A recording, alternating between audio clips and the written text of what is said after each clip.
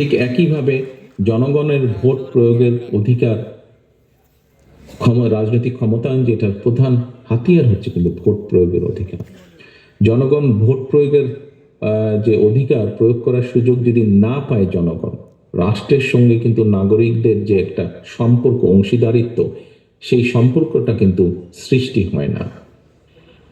আমরা দেখেছি ইতিমধ্যেই অন্তর্বর্তীকালীন সরকার নির্বাচন কমিশনকে পুনর্গঠনের উদ্যোগ নিয়েছে। জনগণ আশা করছে যে ইনশাল্লাহ জনগণ একটা নিরপেক্ষ, স্বচ্ছ পরিবেশে নির্ভয় জনগণ ভোট দিতে সক্ষম হবে। জনগণ নির্বাচিত করার সুযোগ পাবে তাদের প্রতিনিধিদেরকে। বিশ্বাসযোগ্য এবং সুনির্দিষ্ট আস্থা পেলে অন্তর্বর্তীকালীন সরকারের সঙ্গে জনগণের আস্থার বন্ধন আরো দৃঢ় হবে বলে আমি বিশ্বাস করি। অর্থাৎ জনগণ যখন বুঝবে যে হ্যাঁ, সত্যিকারভাবে তাদের ভোটের অধিকার প্রতিষ্ঠার জন্য এই অন্তর্বর্তীকালীন সরকার কাজ করছে, স্বাভাবিকভাবেই তাদের সাথে জনগণের সম্পর্কটা দৃঢ় হবে। উপস্থিতবৃন্দ, আজকে আর কথা বলবো না। আপনারা সকাল থেকে এখানে উপস্থিত করা, শিক্ষার্থীদের শিক্ষার ব্যবস্থা বেটার করা, যারা বেকার তাদের যে কোনো ধরনের কর্মসংস্থানের সুযোগ করা, মানুষের চিকিৎসা ব্যবস্থা একটু বেটার করা, নিরাপত্তা একটু বেটার করা।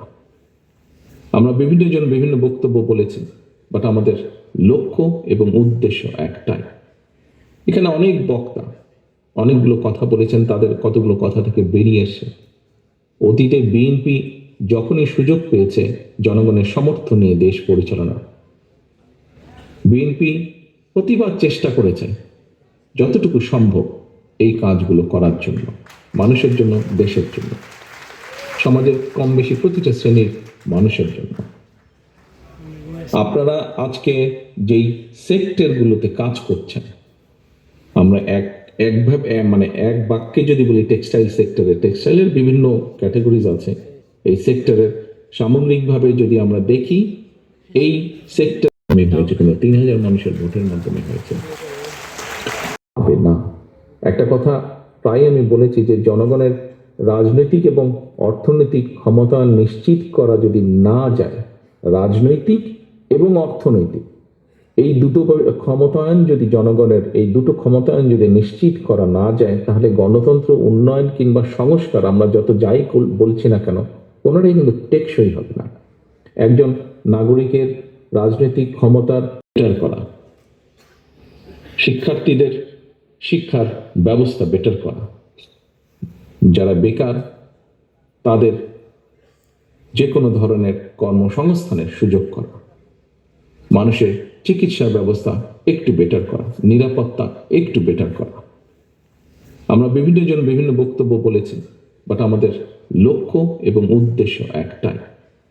এখানে অনেক বক্তা অনেকগুলো কথা বলেছেন, তাদের কতগুলো কথা থেকে বেরিয়ে এসে অতীতে বিএনপি যখনই সুযোগ পেয়েছে জনগণের সমর্থন নিয়ে দেশ পরিচালনা, বিএনপি প্রতিবার চেষ্টা করেছে যতটুকু সম্ভব এই কাজগুলো করার জন্য, মানুষের জন্য, দেশের জন্য, সমাজের কম বেশি প্রতিটা শ্রেণীর মানুষের জন্য।